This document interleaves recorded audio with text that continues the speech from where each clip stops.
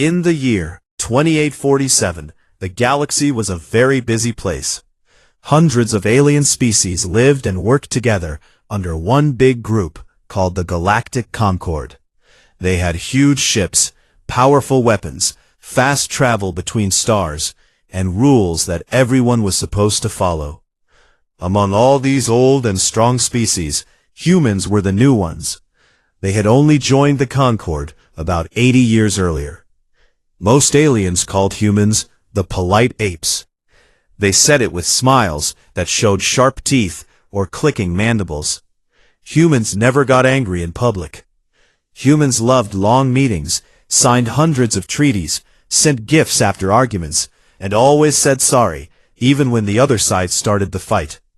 When someone attacked a human ship, humans answered with strongly worded messages.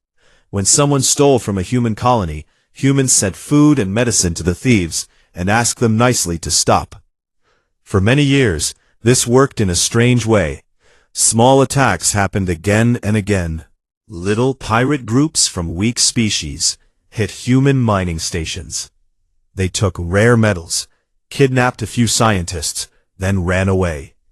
Each time, the humans did the same thing.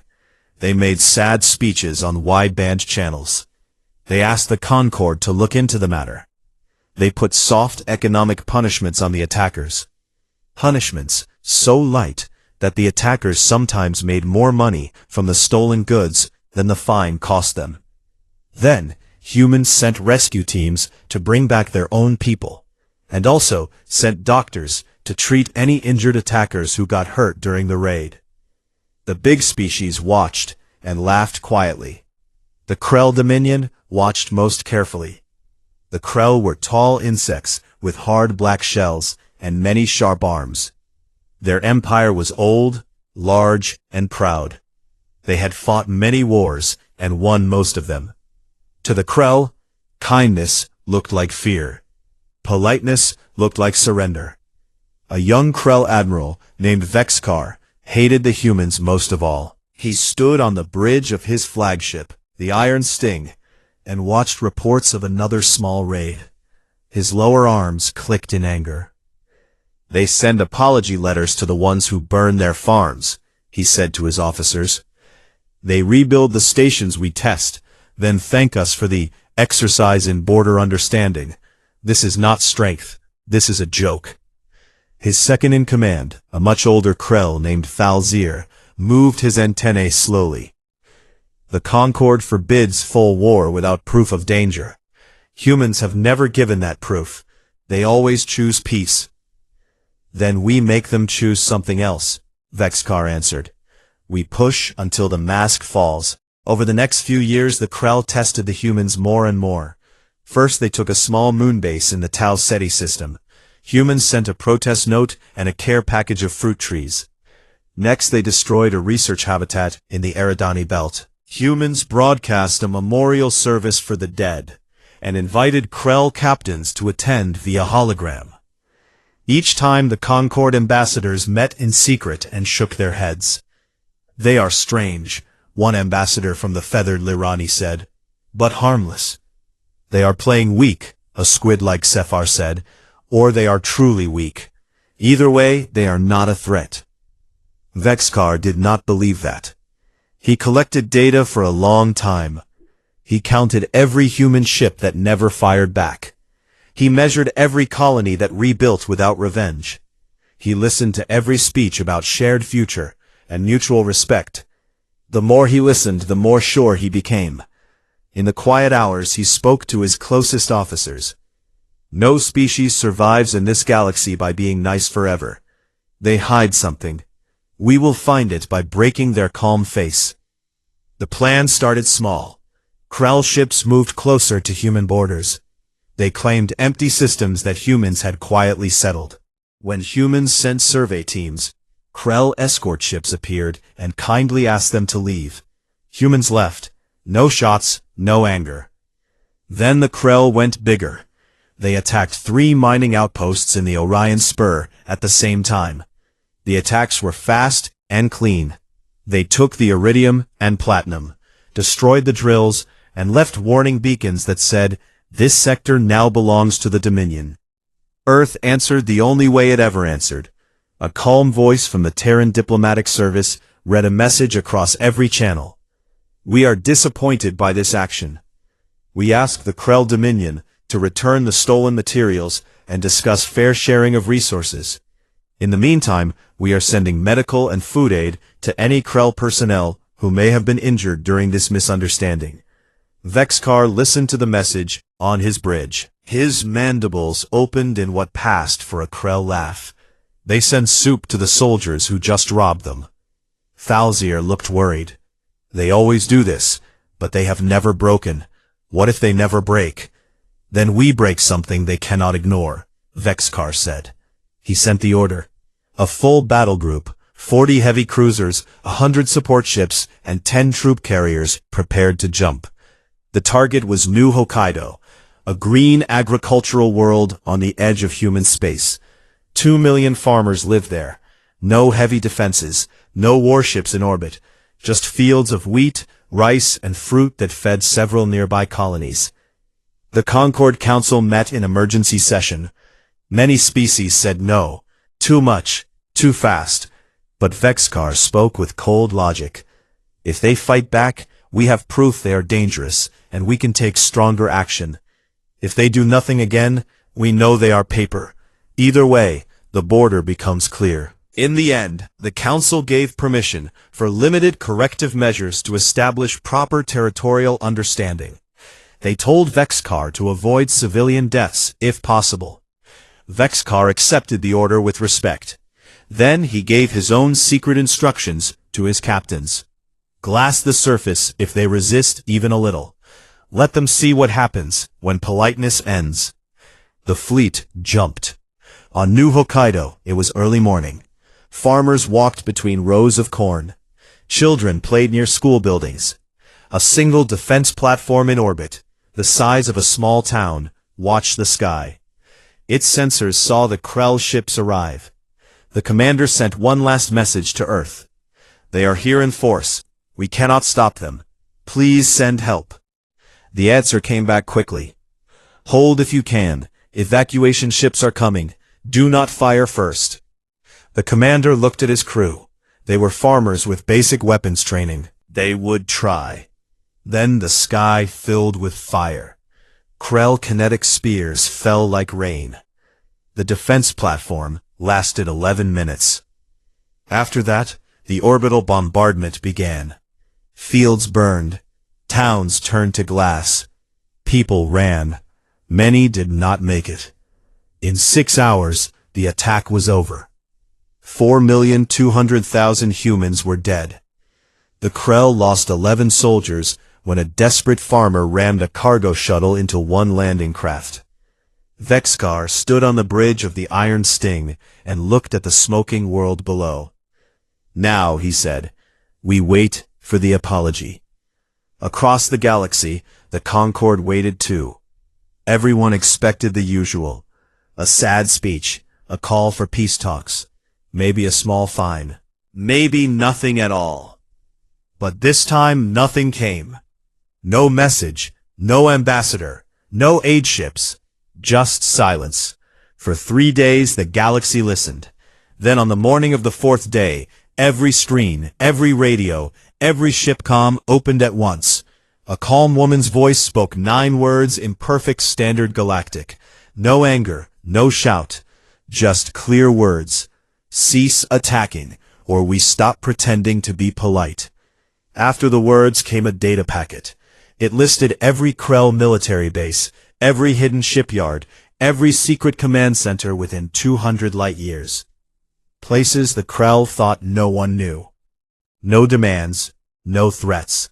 The message simply ended. Vexkar stared at the list on his screen. His claws shook for the first time in his life. The silence from Earth lasted exactly 3 days and 17 hours. In that time, the galaxy held its breath. Ships stopped moving between systems unless they had to. Ambassadors stayed in their rooms. News channels repeated old clips of human leaders, smiling and talking about peace. Everyone waited for the usual answer. a long speech full of sadness, a list of demands no one would follow, and promises of more talks. Nothing came. Krell ships stayed near the ruins of New Hokkaido. They watched the black glass plains where cities once stood. Smoke still rose in thin lines. No human rescue ships appeared, no protest fleets, no angry voices on the comms. Vexcar walked the bridge of the Iron Sting every hour. His officers watched him. They saw the small movements of his antennae, quick nervous flicks he never showed before. On the fourth morning, the message arrived. It came without warning. Every screen on every Krell ship lit up at the same second. Every Concorde station, every merchant vessel, every listening post in known space received it. No fancy graphics, no music, just black background and white words, spoken by a calm female voice in perfect standard galactic. Cease attacking, or we stop pretending to be polite. 9 words. That was all. Then came the attachment, a single data packet, unencrypted, open for anyone to read. Vexcar ordered it opened on the main bridge display. When the file expanded, the bridge went quiet. It was a list. Every Krell military base, every hidden shipyard, every supply depot, every command center, every listening post, every research station, every colony world with more than 10,000 soldiers, every dry dock where new warships were built in secret, coordinates, orbital paths, defense shield frequencies, even the names of the admirals in charge of each place. Some locations were deep inside Krell space, places only the highest leaders knew. Places Vexcar himself had visited in secret. The list went out to 200 light-years in every direction. It was complete. Falzir stared at the screen. "How?" he whispered. "We changed these locations every 6 months. We used false signals. We buried the real ones under decoys." Vexcar did not answer. His claws tapped the arm of his command chair. Tap, tap, tap, fast. Across the galaxy, the reaction spread like fire in dry grass. On the Concorde home station, a huge ring around a blue star, ambassadors gathered in the main hall. The Lyrani feathers stood straight up in fear. The Sephar changed colors from calm blue to panicked red. The insectoid scrawl clicked their legs together in alarm. "They knew," one ambassador said. "All this time, they knew." Another laughed, but the laugh sounded weak. It must be a trick. Old data. Guesses. But when they checked their own secret files, they found matching lists for their own worlds. Not as long as the Krell one, but long enough. Enough to show the humans had watched everyone, quietly, for a very long time. Panic started small, then it grew. Some species sent messages to Earth right away. Short, polite messages. "We had no part in the attack on New Hokkaido. We condemn violence. We wish to continue good relations." Others pulled their diplomats back from human worlds. Ships turned around mid-jump. Trade stopped at many ports. Vexcar refused to show fear. He called his fleet captains to a private channel. "This is a bluff," he said. "They send words and lists to scare us, but they have no teeth. If they had real power, they would have used it already. We will show strength." He gave the order.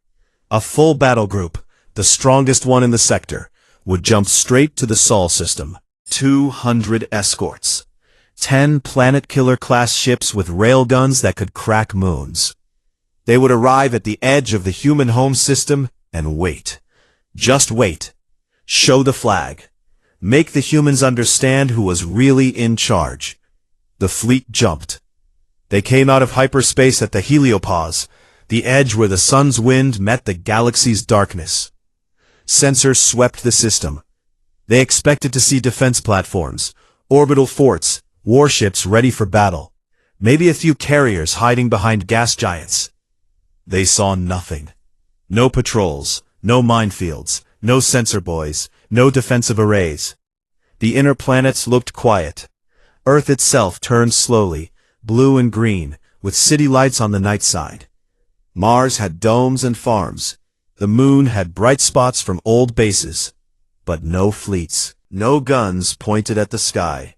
The Krell admiral in charge of the battle group, a veteran named Korvath, sent a message on open channel. "This is the Krell Dominion 3rd Strike Fleet. We are here to discuss the recent incident at New Hokkaido and the unauthorized transmission. Human authorities will meet us at once. Failure to respond will be seen as hostility." Silence. 5 minutes passed. 10, 20. Then every ship in the Krell fleet got the same feeling at the same time. A cold touch in their systems. Not a hack, not a virus, something else. Targeting computers started to change. Crosshairs moved on their own. Locked targets unlocked. Locked friendly ships. Locked empty space. Missiles in tubes received new orders. Stand down. Power to weapons dropped to 0. Shields flickered and turned into soft light. Pretty colors, no protection. Engine readouts showed strange messages. Polite override accepted. Standby for courtesy protocol. Non-aggression handshake in progress. Captains shouted orders. Engineers ran to consoles. Nothing worked. Then the voice came again.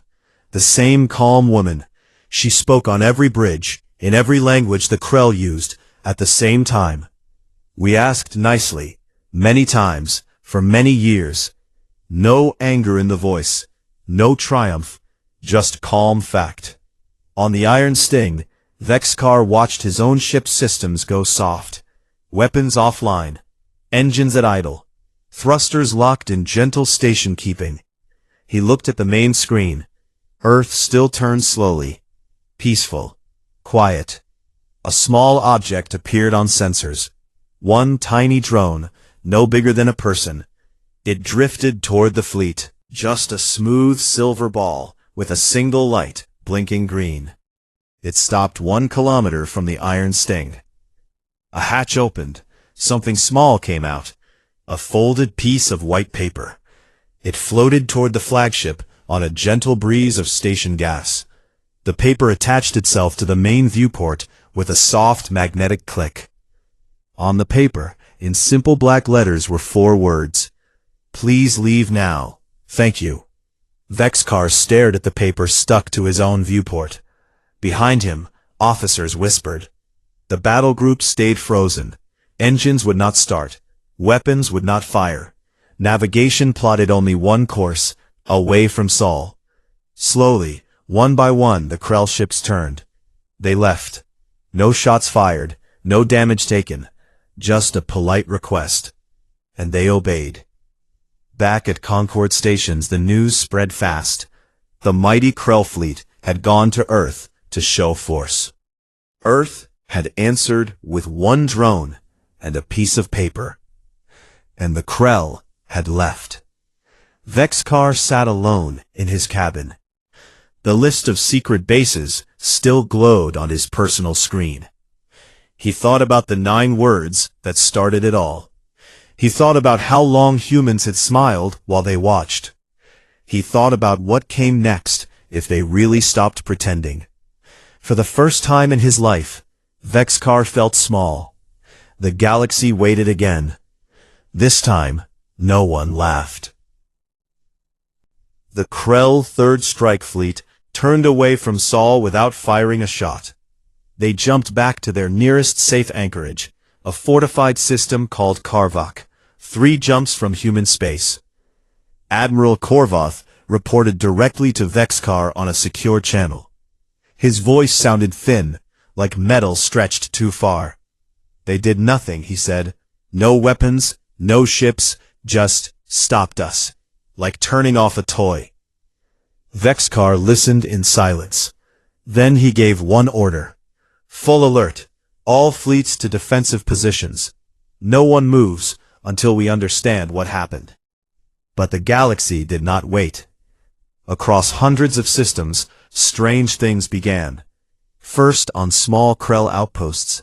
A supply depot on a cold moon suddenly lost power to its main reactor. No explosion, just quiet shutdown. Emergency lights came on. Then a voice spoke over the internal speakers. The same calm woman. "Thank you for your patience. We are performing routine maintenance on your systems, for safety. Please remain calm." The depot crew tried to restart. Nothing worked. Then the main doors opened by themselves. Outside, 3 small human drones waited. They carried medical kits, food packs, and a note. "We noticed your air filters needed cleaning. We fixed them. Have a nice day." The note was signed with a small smiley face. Similar events happened at 7 other places at the same hour. A shipyard lost its gravity plating for exactly 5 minutes.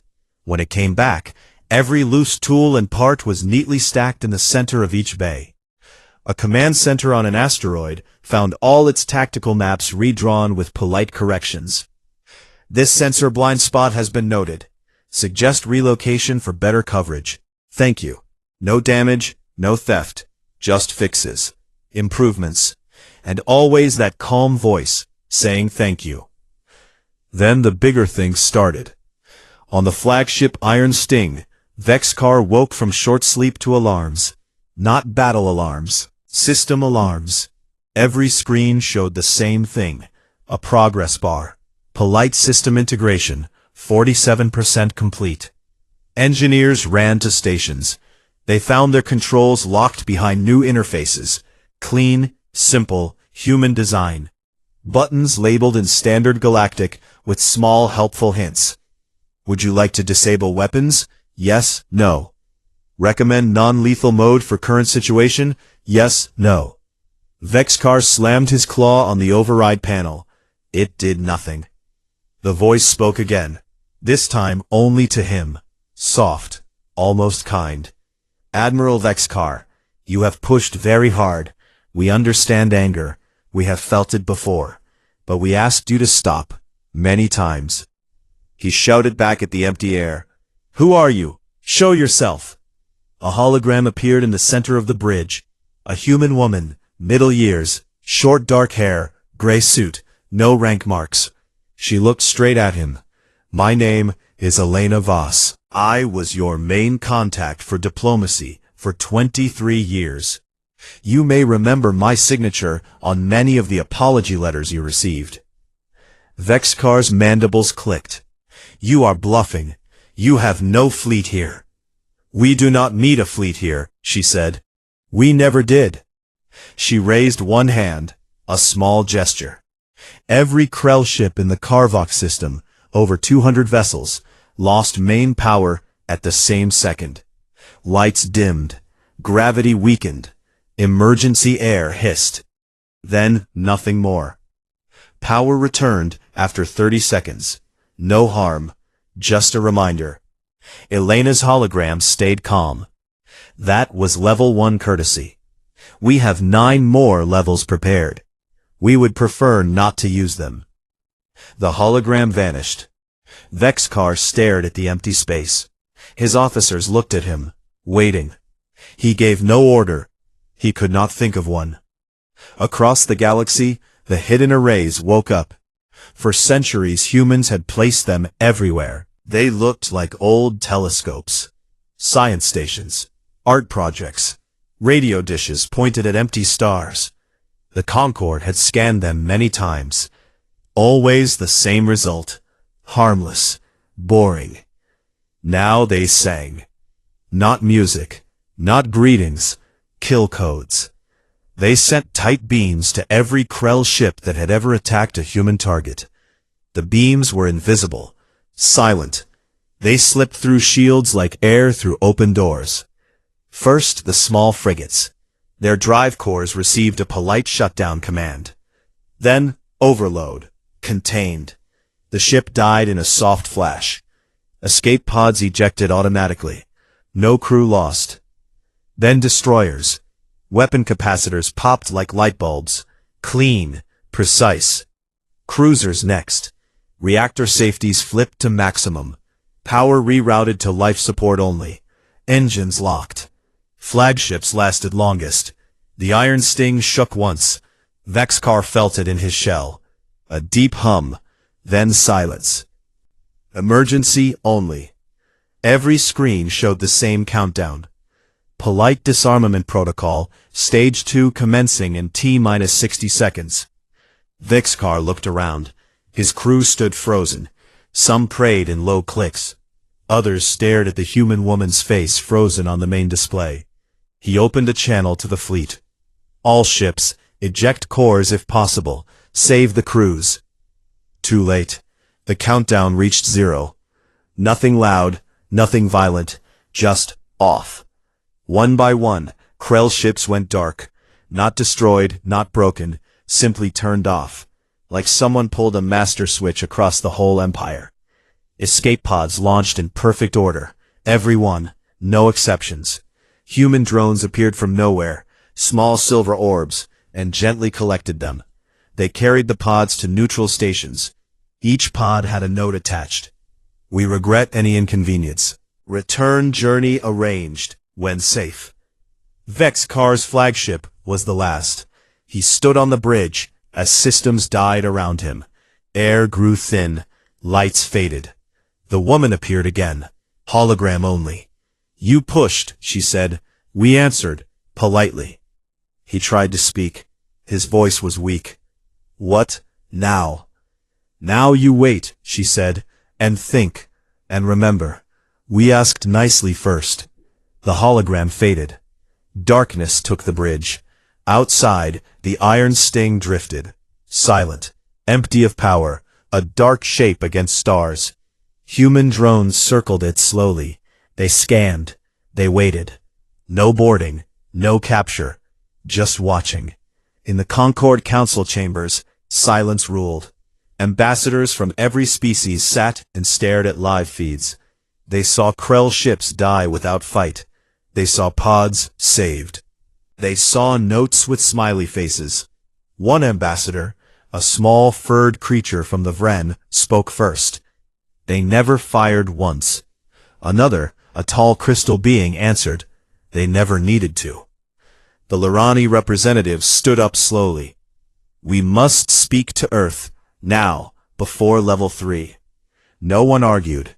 Across human space, things stayed calm. Cities worked, farms grew, children played, ships moved on normal routes. No victory parades, no celebrations, just quiet. Elena Voss sat in a small office on Earth. No guards, no big desk, just a chair, a screen, and a cup of tea. An aide entered. Ma'am, the Concord requests an urgent meeting. She nodded. Tell them we will attend, in person, and bring the list. The aide left. Elena looked out the window. Earth turned below. Blue, green, peaceful. She smiled the same gentle smile the galaxy once laughed at. Then she spoke to the empty room. Level 1 complete. Somewhere deep in the arrays, something answered. Understood. Standing by for level 2 if required. She sipped her tea. The galaxy had asked for proof. Now it had some. And the polite part was over. The galaxy watched in quiet fear. Krell ships drifted like broken toys across many systems. Their crews floated in escape pods, safe but helpless. Human drones moved among them like careful nurses. They delivered water, air, medicine, and warm blankets. Each pod carried the same small note. We regret any inconvenience caused. Medical care is provided. We hope you return home safely soon. No one laughed anymore. Concord stations filled with emergency meetings. Ambassadors spoke in low voices. They checked old records. They looked at human history files they once ignored. They found wars humans fought long ago on their own world. Wars that almost ended everything. Wars where humans learned to fear their own anger most of all. After that, humans left their planet and decided, never again without very good reason. They built rules for themselves. Strict rules. They chose to show the galaxy only the kind face, the forgiving face. The face that said sorry first. Now that face was gone. A single wideband broadcast came from Earth. It reached every world, every ship, every hidden station. No music, no flags, just a plain room with a simple desk. Behind the desk stood Elena Voss. She wore the same gray suit. No medals, no guards, just her and a glass of water. She looked straight into the camera. Her voice stayed calm. For 400 years, we knew what we could do. We chose not to do it. We chose polite words instead of weapons. We chose help instead of revenge. We chose peace even when you took from us. We rebuilt what you broke. We fed those who attacked us. We smiled when you mocked us. We did this because we remembered our past. We remembered how easy it is to destroy everything when anger wins. We did not want to bring that anger here. You tested us many times. We answered with patience. You attacked our people on New Hokkaido. You killed 4,200,000 farmers, children, teachers. Still we waited. We asked one more time. Now the waiting is over. What you saw was not our strength. It was our restraint ending. We did not fire guns. We did not send fleets. We simply stopped holding back what we always knew. Right now, relativistic kill vehicles move toward your core worlds. They are small. They are fast. They carry no bombs. They carry speed and mass. They will arrive in 14 to 41 months, depending on the system. You will not see them coming. You will not stop them. They are already on their way. Cognitive hazards wait in your data networks. They were placed years ago, quietly. They sleep until we wake them. When they wake, your computers will forget how to trust. Your ships will forget their captains. Your weapons will forget their targets. We also have other things. Things we locked away, even from ourselves. Things we called existential risk artifacts. They wait in deep vaults. We do not want to use them, but we will if we must. The choice is yours. Cease all attacks. Withdraw from every human system. Return every prisoner. Pay for what you destroyed. Sign new treaties that respect borders. Do this completely. Do this now. Do this without tricks, or we stop being polite forever. We do not want war. We never did. But if you force us, we will finish it. Thank you for listening. The broadcast ended. Silence covered the galaxy again. In the Concord main hall, no one spoke for many minutes. Then the Vren ambassador, small and furred, stood up. We must go to Earth, in person. We must talk. Others nodded, even the proud ones. A small group left at once. 5 ambassadors, one from each major group. They traveled in a neutral ship with no weapons. They sent messages ahead. We come in peace. The ship arrived at Earth orbit 3 days later. No welcome fleet met them. Just a single small shuttle that guided them down to New Geneva. The old United Nations building stood rebuilt after many years. Clean lines, tall windows. Inside the main hall waited Elena Voss and a few others. No army, no show of force. The ambassadors entered. They bowed low, deeper than anyone had ever bowed to humans before. Elena stood. She did not smile. She did not frown. She just spoke. You have come. Good. Sit. They sat. For many hours they talked. The ambassadors asked questions. Elena answered in plain words. Yes, the kill vehicles were real. Yes, the hazards waited. Yes, humans could end many things if pushed too far.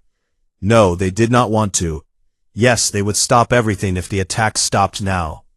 The ambassadors listened. They sent live reports back to their worlds. At the end, Elena stood again. We give you 1 standard month, 30 Earth days. After that, the first vehicle arrives at your nearest core world. Use the time well. The ambassadors left. They carried no threats back, only truth. Across Krell space, the leaders met in secret bunkers. Vexcar was there too, pulled from his drifting flagship. Thin, tired. His shell looked dull. He spoke first. They did not lie. I saw it. They turned off our ships with words. They saved our crews. They could have killed us all. The High Command listened. Then they voted. Surrender terms were sent to Earth that night. Full withdrawal, return of all stolen resources, payment for damages on New Hokkaido, permanent border treaty, no more tests, no more raids. Earth answered quickly. Accepted. We will watch closely. Human monitors appeared around Krell core worlds. Small drones, silent, patient. They carried no weapons anyone could see, but everyone knew what they could do. The month passed slowly. No attacks came. The first relativistic vehicle changed course at the last moment. It turned away into deep space. A quiet message followed. Thank you for choosing wisely. Other weapons stayed ready, but quiet. Elena Voss walked the streets of New Geneva. People nodded to her. Children waved. No one cheered like a hero. She did not want that. An aide walked beside her. Ma'am, reports say the Krell are dismantling attack fleets, converting warships to cargo. They seem scared. Elena nodded. Good. Fear can teach. Better than death. She stopped at a park bench, sat down, looked at the sky. The aide asked quietly, Do you regret it, ending the polite act? Elena thought for a moment. I regret how long we waited. I regret every life lost on New Hokkaido, because we gave them one more chance. But no.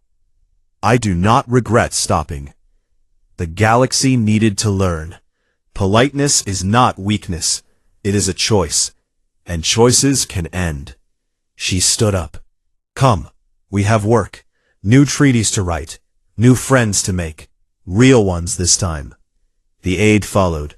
Above them Earth turned, calm, quiet, watched by eyes that once pretended not to see. The mask was gone. What remained was something older, something stronger. Humanity, no longer pretending. 6 months passed after the broadcast from New Geneva. The galaxy changed in quiet ways. Trade ships moved again, but slower. Diplomats spoke softer. No one tested borders anymore. The Krell Dominion still existed on maps, but its heart was gone. Core worlds stood untouched by fire, yet empty shipyards waited like skeletons. Warships rusted in parking orbits, slowly turned into freighters or broken for parts. Soldiers who once dreamed of conquest now guarded grain silos and repair docks. They looked older, quieter. The Concorde no longer met in its old grand hall. The huge ring station around the Blue Star felt too big now, too empty. Smaller rooms held the talks, fewer chairs, fewer voices. When human representatives entered, everyone stood until they sat first. No one argued. No one joked. The old habit of laughing at the polite apes died completely. A new set of rules spread among the surviving species. They called it the Terran etiquette. It traveled by word of mouth, by short encrypted messages, by careful notes passed in private meetings. No official document, no vote, just agreement born from fear and respect. The rules were simple. Never strike first, never strike second, never assume a human is weak because they smile. When a human says please stop, believe them the first time. When a human says nothing, leave at once. Do not test patience that is already ended. Children on many worlds learned new bedtime stories. Stories about the smiling people from a small blue world who could turn off stars if they wanted. Parents told the tales in low voices. They chose kindness once. Do not make them choose again. In the Krell home system, Vexkar lived in a small house near an old training ground. The ground was empty now. No recruits marched, no weapons drills. He spent his days repairing farming machines. His shell still carried scars from the days when systems shut down around him. He did not speak much. When young Krell asked why the Empire fell silent, he gave one answer. We poked something that was sleeping. It woke up. It looked at us. We ran. He never said more. On Earth, life went on as before. Cities grew a little taller. Farms produced more food. Schools taught the same lessons, plus one new one: history of restraint. Teachers showed old videos of burning colonies, polite replies, patient smiles. Then they showed the broadcast from Elena Voss. Children watched in silence. They understood without many words. Elena Voss walked the same streets every morning. She carried no guards. People nodded hello. Some stopped to talk. A baker gave her fresh bread once a week. A teacher asked her to speak to classes sometimes. She always said yes. One afternoon she sat on her favorite bench in the park near the old lake. An aide, the same young one from before, came with a tablet. "Ma'am, final report from the monitors. Krell have completed dismantlement of their last attack-grade vessels. All railguns removed. All shield generators repurposed for weather control on colony worlds. They sent a formal apology. Signed by every remaining admiral." Elena read the message. Short, clear, no excuses. "Thank you," she said. She handed the tablet back. The aide hesitated. "Some ambassadors ask if we will remove the relativistic vehicles now, or the waiting hazards." Elena looked at the water. Small waves moved in the sunlight. "Tell them the vehicles changed course long ago. They drift in empty space now. Harmless. The hazards in their networks received a permanent sleep command last week. We kept our word." The aide wrote it down. "And the monitors around their worlds? Leave them. Small ones, quiet ones, just to watch, not to threaten, to remember." The aide nodded and left. Elena stayed on the bench until sunset. The sky turned orange, then purple. Lights came on in the city behind her. She thought about New Hokkaido. She thought about the farmers who never came home. She thought about the Krell pilots who died when their ships shut down. She felt no joy, only a heavy calm. A child ran past with a ball, laughed, fell, got up, ran again. Elena watched.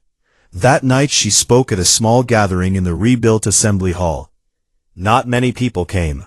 Just workers, teachers, farmers, a few old soldiers. No cameras, no speeches prepared. She stood at the front. "We stopped pretending," she said. "Not because we wanted power, because we wanted the killing to end. We gave them every chance. They took the last one. Now they know, and we know too. Kindness is stronger when it can choose to stop." Someone in the back asked a question. "Will we ever put the mask back on?" Elena thought for a long moment. "No, not the same mask. We will still help. We will still listen. But never again will we let anyone think our kindness comes from fear. It comes from choice, and choice can change." The room stayed quiet after that.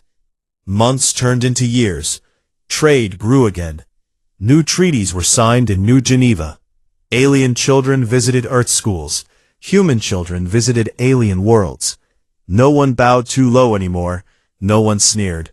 They just met as equals who remembered. One day, Elena stood on the balcony of her office. She looked down at the blue planet turning slow and peaceful. Shuttles moved in the sky. Some carried diplomats. Some carried tourists. Some carried goods. All moved without fear.